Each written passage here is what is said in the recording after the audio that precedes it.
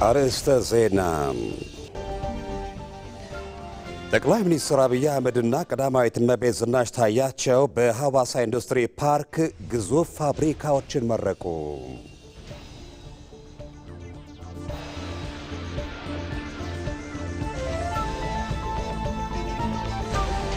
እየተከናወኑ ያሉ የለውጥ ስራዎች የሰውን ሕይወትና ኗኗር በሁለንተናዊነት ለማሻሻል ያለሙ ናቸው።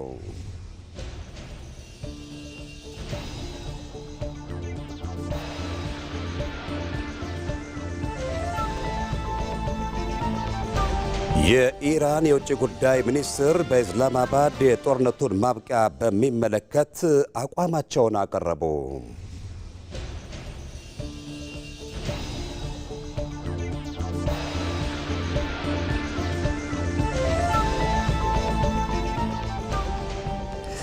ጤና ይስጥልን፣ እንደምናመሻችሁ። ከኢትዮጵያ ቴሌቪዥን የሰዓቱን ዜናዎች አርዕስተ ዜናዎቹን በማስቀደም ጀምረናል። ሁሌም ከኛ ጋር ስለሆናችሁ ከልብ እናመሰግናለን። ከዜናዎቹ ጋር ሰለሞን ጡ መልሳን ነኝ። አብራችሁን ቆዩ። ወደ ቀዳሚው ዜናችን ተሻግረናል። ጠቅላይ ሚኒስትር አብይ አህመድና ቀዳማዊት እመቤት ዝናሽ ታያቸው በሐዋሳ ኢንዱስትሪ ፓርክ ግዙፍ ፋብሪካዎችን መረቁ። ጠቅላይ ሚኒስትር አብይ አህመድና ቀዳማዊት እመቤት ዝናሽ ታያቸው በሐዋሳ ኢንዱስትሪ ፓርክ የተገነቡትን የቶዮ ሶላር ኢነርጂ ምዕራፍ 2 የኦሪጂን እና የሉሚንቴክ የሶላር ፋብሪካዎች እንደዚሁም የኤችዜድ ጋዝ ማምረቻ ፋብሪካን በይፋ መርቀዋል።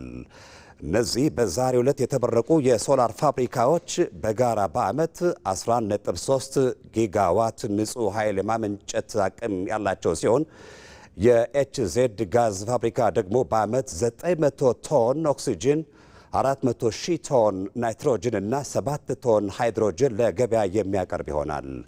ይህ ክንውን የኢትዮጵያን የታዳሽ ኃይል ልማት ለማፋጠን የኤነርጂ ዋስትና ለማረጋገጥና ዘላቂ እንደዚሁም የማይበገር ሁለንተናዊ እድገቱን ለማድረግ የተነደፈውን ስትራቴጂ ለማሳካት ትልቅ ምዕራፍ ተደርጎ ተወስዷል።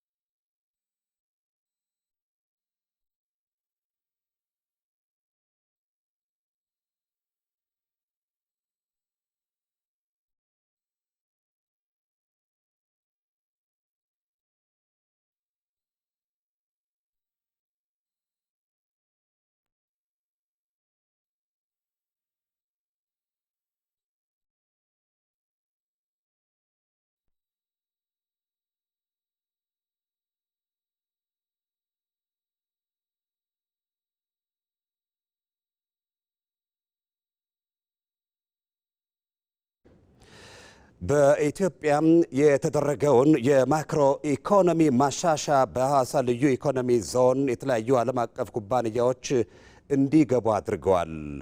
በልዩ ኢኮኖሚ ዞኑ የገቡ ግዙፍ ኩባንያዎች የኢትዮጵያን የውጭ ንግድ ከማሳደግ ባለፈ አዳዲስ ክህሎቶችን ለመልመድም ምቹ ሁኔታ ፈጥሯል። አስረሳው ወገሼ ዝርዝር አለው።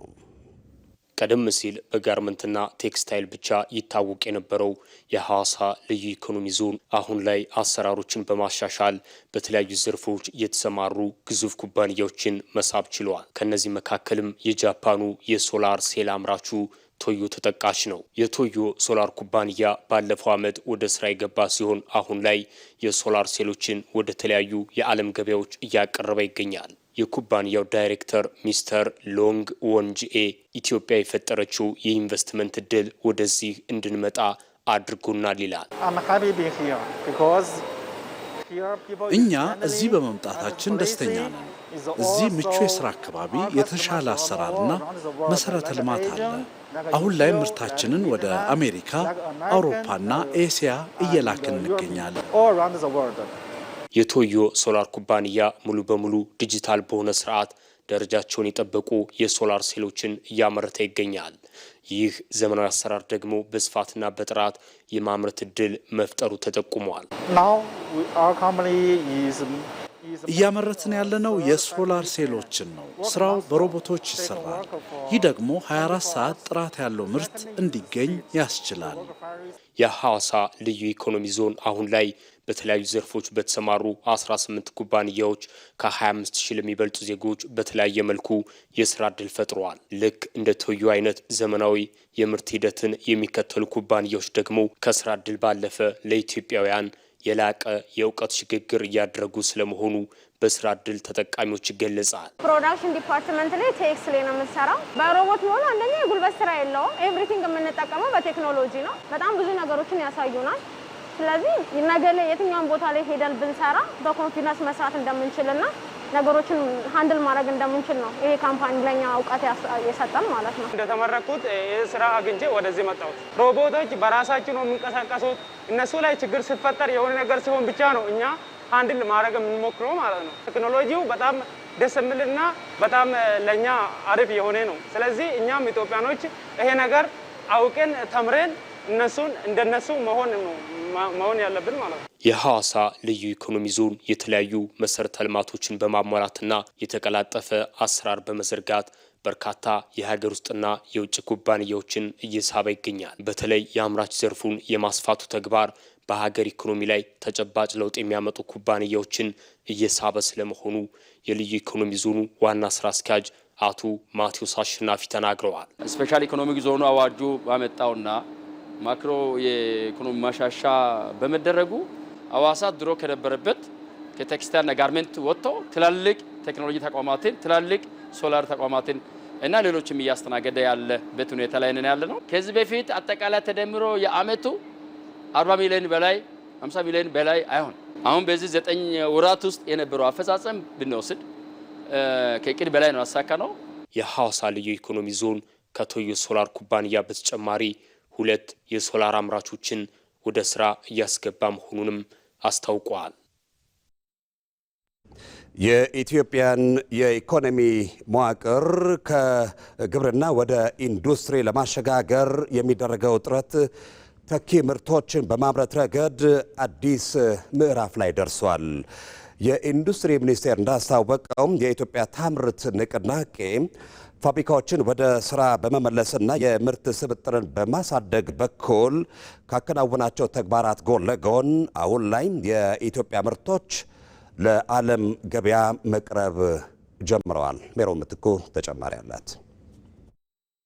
ከውጭ የሚገባን ምርት በሀገር ውስጥ መተካት የማምረት አቅምን ብቻ አይናገርም፣ የሉዓላዊነት ማሳያም ጭምር ነው። ባለፉት 4 ዓመት ውስጥ ተኪ ምርቶች ላይ ትኩረት ያደረገችው ኢትዮጵያ 96 ከውጭ ገቡ የነበሩ የምርት አይነቶችን በሀገር ውስጥ ለመተካት የተያዘው እቅድ በመሳካት ላይ ነው። በሀገር ውስጥ ሊመረቱ እየቻሉ ከውጭ እናስገባቸው የነበሩ ምርቶች የተካናቸው ከ3.6 ቢሊዮን ዶላር በላይ ናቸው። ጠቅላይ ሚኒስትሩ በተደጋጋሚ እንደሚያነሱት ሀገር የምትለወጠው በልመና ሳይሆን በላብና በምርት ነው። ከውጭ ምርቶችን በማስገባት ብቻ ሳይሆን ቅድሚያ ከውጭ የሚገቡትን በመተካት ከዛም ወደ ውጭ በመላክ ኢትዮጵያ የሚያስፈልጓትን ምርቶች ለማምረት በቂ አቅም ገንብታለች። አምራች ለመሆን የሚያስችሉ በርካታ ስራዎች መሰራታቸውንና እነዛም ውጤት እያመጡ መሆኑን የኢንዱስትሪ ሚኒስትሩ መላኩ አለበል ይናገራሉ። በኮምፒውተር ሞኒተር የሚደረጉ የማምረቻ መሳሪያዎች በኢትዮጵያ እየተመረቱ ነው። የፕሪሲሽን ደረጃቸው ወይም ደግሞ የትክክለኛነት ምጣኔያቸው ከ99.9 ሳምቲንግ ፐርሰንት በላይ የሆኑ ምርቶችን በጥራት ማምረት የማምረቻ መሳሪያዎችን ማምረት የሚችሉ አቅሞች ተፈጥረዋል። የመኖ ፋብሪካ እየተመረተ ነው። እዚህ የወርቅ ማጠቢያ ማሽን እዚህ እየተመረተ ነው። የጣውላ ፕሮሰስ ማድረጊያ ማሽኖች እዚህ እየተመረቱ ነው። ስለዚህ ለፍጆታ የሚሆኑ ብቻ ሳይሆን የካፒታል እቃዎችንም እዚህ የማምረት አቅማችን በከፍተኛ ሁኔታ ጨምሯል። እነዚህ ግዙፍ ስራዎች ከውጭ የምናስገባውን ምርት በሀገር ውስጥ ለመተካት በብዙ አግዘውናል። ይህ በመሆኑም 1-2 ተብለው መጠቀስ የሚችሉ ጥቅሞች እንደ ሀገር አግኝተናል። ስንጀምር ወደ 343 ሚሊዮን ዶላር የሚያወጡ ምርቶችን ነበር 2014 ላይ በሀገር ውስጥ መተካት የቻልነው። አሁን በ9 ወሩ ከ4.8 ቢሊዮን ዶላር በላይ የሚያወጡ ምርቶችን እዚህ ሀገር ውስጥ መተካት ችለናል። ስለዚህ አሁን ብዙ ገበያ ላይ የኢትዮጵያን ምርት ማግኘት እንግዳ ነገር አይደለም ማለት ነው። የገበያ ድርሻችንም ያኔ የነበረው 30% አሁን ከ45.8% በላይ አድጓል። ተኪ ምርትን በብዛትና በጥራት ለማምረት አቅም ከሆኑን ውስጥ የኢትዮጵያ ታምርት ንቅናቄ አንዱ ነው። የአቅማቸውን ያህል ማምረት የማይችሉ ፋብሪካዎች በአቅማቸው እንዲያመርቱ እድል መፍጠር፣ የምርት ስብጥርን ማሳካት ለኢትዮጵያ ታምርት ንቅናቄ እንደ ዓላማ ተቆጥረው የተሰጡ የቤት ስራዎች ናቸው። እነዚህን በሚገባ ማሳካት ተችሏል። የሚቀሩትንም ለማሳካት ስራዎች ቀጥለዋል። 3378 የሚደርሱ አነስተኛና መካከለኛ ኢንዱስትሪዎች በ9 ወር ወደ ማምረት ገብተዋል። 131 የሚደርሱ ከፍተኛ ኢንዱስትሪዎች ወደ ማምረት ገብተዋል። የኢትዮጵያ ታምርት እሳቤ ግን ከዚህም ይሻገራል። ኢትዮጵያ ውስጥ ይመረት ማለት ባለሀብቱ ከየትም የመጣ ቢሆን ኢትዮጵያ ውስጥ እስካመረተ ድረስ ተጠቃሚ እንሆናለን ነው አስፈላጊ ጉዳይ ነው። ኢትዮጵያ ታምርት ግን ልጆቿን በስፋት ወደ ምርታማነት ወደ ጥራት ታስገባ ግን ማለት ኮሮና ቢመጣ የማይሸሹ አግዋ ቢሰረዝ የማይሸሹ የኛ የሆኑ ሰዎች እናበራክት ማለት ነው። በፍልስፍናው የሀገራት የኢኮኖሚ እድገት ዘላቂና ቀጣይነት የሚኖረው ያ የመጣው ልማትና እድገት ገንዘብ ስላላቸው ብቻ ከሌላ ሀገር ገዝተው በማምጣታቸው ከመስራት አልፎ በራሳቸው ልጆች በራሳቸው እጆች የሰሩት ሲሆን ነው። የኢትዮጵያ ታምርት የመጨረሻ ግቡ የኢኮኖሚ መዋቅራዊ ሽግግር ማምጣት ነው። ይህ ማለት ግብርናው ለኢንዱስትሪው ግብአት እንዲያቀርብ፣ ኢንዱስትሪው ደግሞ ለግብርናው ዘመናዊ መሳሪያዎችንና ቴክኖሎጂዎችን እንዲያመርት በማድረግ የሁለቱን ዘርፎች ትስስር ማጠናከር። የኢትዮጵያ ኢንዱስትሪያላይዜሽን ግብርናንም እያዘመነ የማዕድን ሴክተሩንም እያዘመነ የቱሪዝም ሴክተሩንም እያዘመነ የዲጂታል ሴክተሩንም እያዘመነ የኢኮኖሚ ኢንፍራስትራክቸሮቻችንን የማህበራዊ መሰረተ ልማቶቻችንን እያዘመነ በኢትዮጵያ የኢኮኖሚ መዋቅራዊ ሽግግር ለማምጣት በሚያስችል ትክክለኛ ምዕራፍና ሀዲድ ላይ ነው ያለ ብሎ መግለጽ ይቻላል። በአሁኑ ወቅት ኢትዮጵያ ተኪ ምርቶችን ከማምረት ተሻግራ ምርቶቿን ለውጭ ገበያ በማቅረብ የውጭ ምንዛሬ የምታገኝበትን አቅም እያሳደገች ነው። ይህም በውጭ ምርቶች ላይ ያለንን ጥገኝነት በመቀነስ የሀገር ውስጥ አምራቾች በዓለም አቀፍ ደረጃ ተወዳዳሪ እንዲሆኑ በር ከፍቷል። የኢንዱስትሪው ዘርፍ የኢኮኖሚ ሞተር መሆን የሚችልበት ደረጃ ላይ መድረሱንም መሬት ላይ ያሉ መረጃዎች ያመላክታሉ። ከእጅ ወዳፍ ከሆነ አመራረት ለገበያ ብሎ ወደ ማምረት መሸጋገር ማለት ነው። አንድ ብቻ ምርት ከማምረት በጣም ብዙ ምርቶችን አምርቶ ወደ ገበያ የማስገባት አቅም ወይም ደግሞ እሴት የተጨመረባቸውን ምርቶችን ወደ ገበያ የማስገባት ጉዳይ ነው። በመጪዎቹ 3 ወራት 112 የሚደርሱ ኢንዱስትሪዎችን መካከለኛና ከፍተኛ ኢንዱስትሪዎችን አስመርቀን ወደ ስራ እናስገባለን። ይሄ የሚያሳየው በቁጥርም በአይነትም በመጠንም በባለቤትነትም እድገት እንዳለው የሚያመለክት። በቀጣይም የቴክኖሎጂ አጠቃቀምንና የጥራት ደረጃን በማሳደግ የሜድ ኢን ኢትዮጵያ ብራንድን በዓለም ገበያ ገናና የማድረግ ስራ ተጠናክሮ ይቀጥላል። እስካሁን ከመጣንበት አንጻር ይህ ለመሳካት የቀረበ ነው። የሚጨበጥ ተስፋ፣ የሚደረስበት ነገር። የደቡብ ሱዳን ፕሬዚደንት ሳልቫኪር ማያርዲት ጉብኝታቸውን አጠናቀው ተመለሱ። በኢትዮጵያ ይፋዊ የስራ ጉብኝት ያደረጉት የደቡብ ሱዳን ፕሬዚዳንት ሳልቫኪር ማያርዲት ጉብኝታቸውን አጠናቀው ሲመለሱ ምክትል ጠቅላይ ሚኒስትር ተመስገን ጥሩነህ በቦሌ ዓለም አቀፍ አውሮፕላን ማረፊያ ተገኝተው ለፕሬዚዳንቱ ሽኝት አድርገዋል። በተንቀሳቃሽ ምስል ተከታተል መለስ እስቲ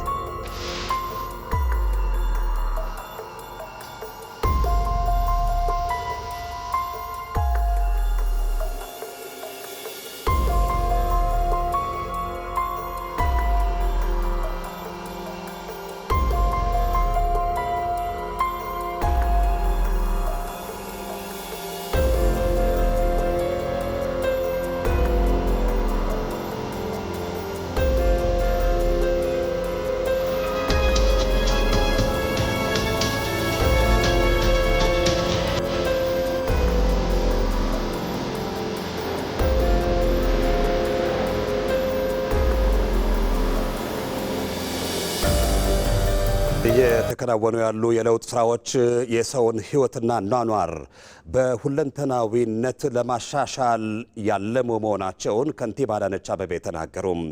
የአዲስ አበባ ከተማ ከንቲባ አዳነች አቤቤ በመሀል ከተማ ለኑሮ እጅግ በማይመች ሁኔታ የነበረውን የቅጠል ተራ አካባቢን ወደ ዘመናዊ የመኖሪያ መንደር የሚቀይር የቤቶች ግንባታን አስጀምረዋል። ይመራ ደም ዝርዝር አለው። በቆዩ የድህነት ጠባሳዎችና በተጎሳቆሉ መንደሮች ተከልላ የቆየችበት ምዕራፍ እያከተመ ነው። ማን ስሟን እየሆነች ያለችው አዲስ አበባ መዲናዋ የማይመጥኗትን የቆሸሸ ገጽታዎች እየቀየረች ሁነኛ የከተሜነት ሕሳቤን በተግባር እየኖረች ነው። ይህን ጥረቷን ሌት ከቀን ያለ ረፍት አስቀጥላ ዛሬ ደግሞ በጉያዋ ያውም በመሃል ከተማው ለኑሮ እጅግ አስቸጋሪ ስፍራና የእሳት አደጋ ደጋግሞ የጎበኘውን ቅጠል ተራን ወደ ውብ የመኖሪያ አካባቢነት የመቀየር ጉዞ ላይ ደርሳለች። ይህ ስፍራ ከዚህ ቀደም የከተማ ኑሮ የማይመስል ለከተሜነት የማይመጥን እጅግ አስከፊ ገመናዎችም አልፈውበታል። ማህበረሰቡን አወያይተን ለመገንባት እየተዘጋጀን እያለን ያው የተለመደው ድንገተኛ እሳት ተነሳ። መተን በእለቱ በሰዓቱ ስናይ ሰው ሲቃጠል አየን። በጣም ልብ የሚነካ ይህንን ካልቀየርን በስተቀር ሌሎች ልማቶቹን ለማውራት እስከሚከብደን ድረስ አደጋዎችን አየን እዚህ ስፍራ ላይ። ይሄ ቦታ መሀል አዲስ አበባ ነው አይደለ? መሀል አዲስ አበባ ላይ ያኔ እሳቱን ለማጥፋት በመናረገው ጥረት በሻማ የሚጠቀሙ ቤቶች ነበሩ። መብራት ኮኔክት ያልተደረገላቸው። ኩራዝ አይተናል። ኩራዝ አሁን ገጠሪቷ ኢትዮጵያ ውስጥ ስለመኖሩ ራሱ ጥያቄ ነው አይደለ? እዚህ ስፍራ ላይ ግን አይቻለሁ ባይኔ። በመደመር መንግስት እሳቤ የምትመራው መዲናዋ አዲስ አበባ ከዚህ በፊት ያደፈ ገጽታዋን ስትቀይር ቀጣይም ሰውን ማዕከል ያደረጉ ስራዎችን ለመስራት የማትቆም መሆኗን እያሳየች ነው። ለዘመናት በተጎሳቆሉ ቤቶችና ጠባብ መንደሮች ውስጥ ዛሬ ግንባታን የሚያጧጡፉ የማሽኖች ድምፅ መሰማቱ ከተማዋ የቀድሞውን የድህነት ካባ አውልቃ የዘመናዊነት ጌጥ እየደረበች መሆኑን ያበስራሉ። ያንን ስፍራ እዚህ ዲዛይን ላይ ወደምታዩት ውብ የመኖሪያ ስፍራ መቀየር መቻል ትልቅ ሽግግር ነውና ይሄ ሽግግር ደግሞ እንደው ያንን የተወታተበ ጉስቁልቁል ያለና ለመኖር የማይመች ቤትን መቀየር ብቻ ሳይሆን የሚታየን የእናንተን ህይወት መቀየር ነው። ሰው ነው በዚህ ውስጥ የሚቀየረው። የሰው አኗኗር ነው የሚቀየረው። ሰው ነው ክብር የሚያገኘው። ሰው ነው መጸዳጃ ቤት የሚያገኘው። ሰው ነው ጥሩ የሚተነፈሰው አየር። እንደዛ ነው እንቀይረዋለን ብለን ያሰብነው። እናንተም አብራችሁ መታችሁ በርቱ ምን እናግዝ እያላችሁ እጅ ለእጅ በመያያዝ እንድንሰራ አደራ ማለት እወዳለሁ። እርግጥ አዲስ አበባ አሁን ብዙዎችን በሚያስቀና ውበትና ሰው ተኮር ስራ ላይ የደረሰችው ለሰው ልጅ ለመኖር የማይመጥኑ ብዙ ገጽታዋን ቀይራ ነው። አሁን እየተጓዘችበት ባለው የከተሜነት እሳቤም በከተማዋ የሚኖረው ተራ ኑሮ ሳይሆን ሁሉን አቀፍ ዘመናዊነት የተላበሰ ህይወት ነው። የተራ ህይወት አንኖርም፣ እንቀይራለን። ተራ ህይወትን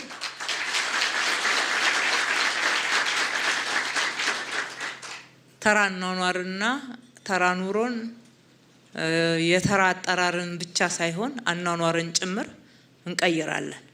ይሄንንም ቅጠል ተራ ተብሎ የሚጠራውን አካባቢ ወደ ውብ ድንቅ የመኖሪያ ስፍራ እንቀይረዋለን። ይሄ ድንቅ የመኖሪያ ስፍራ ስንል መኖሪያ ቤት ብቻ አይደለም። የስፖርት ሜዳዎች፣ ልጆች ቦርቀው ማደግ አለባቸው። የህፃናት መጫወቻ ያስፈልጋሉ። እንደዛ ሲሆን ነው ጠንካራ ብቁ ዜጋ ትውልድ የምናፈራው። ያልሰጠናቸውን ነገ አምጡ ማለት ትክክለኛ ጥያቄ አይደለም። አዲስ አበባ በቅርብ ጉዞዋ እሰራዋለሁ ብላ ያላሳካችው እቀይረዋለሁ ብላ ያላዘመነችው የለም። በቅጠል ተራ በ10 ሺህ ካሬ ሜትር ላይ የሚያርፈው ባለ 8 ወለል 9 የመኖሪያ ህንፃዎችን ለመገንባትም ቃል በተግባር ተጀምሯል። በዚህ በሚገነባው ዘመናዊ የንግድና የመኖሪያ መንደር ደግሞ ከ20 ሺህ በላይ ሰዎች ንጹህና ክብራቸውን የጠበቀ የቤት ተጠቃሚ ይሆናሉ። በጣም ትልልቅ ግንባታዎች ናቸው። G+7 ወይም 8 ወለል የሆኑ እንዲሁም ከታች ወለሉ ላይ ወይም G0 ላይ በምንለው ቦታ ለስራ እድል ፈጠራ የሚሆን ሱቆችን ያካተቱ በርካታ ቤቶችን በቁጥር በሺዎች የሚቆጠሩ ቤቶችን የያዙ ለነዋሪዎቹ ቀደም ሲል ሲኖሩ ከሚኖሩበት ጋር በማይወዳደር ሁኔታ ስማርት ሲቲን ከመመስረትም አንጻር ትልቅ አስተዋጽኦ ያለው ትልልቅ ግንባታ በዚህ ቦታ ይካሄዳል። በዚህ ስፍራ ላይ እውን የሚሆነው ይህ ዘመናዊ የመኖሪያ መንደር ያን ጎስቋላ አካባቢ ታሪክ ያደርገዋል። ለመዲናዋ አዲስ አበባም ተጨማሪ የከተሜነት መታያዋ ይሆናል። በየአራት ዓመቱ የእግር ኳስ አድናቂዎች በጉጉት የሚጠብቁትን ትልቁ የእግር ኳስ ውድድር ይመለከታሉ። በሞቀ መንፈስ በጋራ የድጋፍ ዝማሬ አስደሳቹን የእግር ኳስ ትዕይንት እርስዎ በአካል መታደም ይችላሉ። ዕድሜ ለቪዛ! በኢትዮጵያ ንግድ ባንክ ቪዛ ካርድ የግብይት ክፍያውን ሲፈጽም የዓለም ዋንጫ የእግር ኳስ ጨዋታዎችን በቀጥታ መመልከት የሚያስችሉትን ዕድል ያገኛሉ።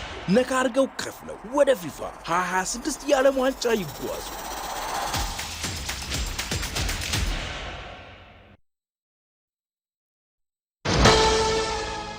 ከኢትዮጵያ ቴሌቪዥን ለሰዓቱ የዘጋጁ ዜናዎቻችን እነዚሁ ናቸው። ጤና ይስጥልን።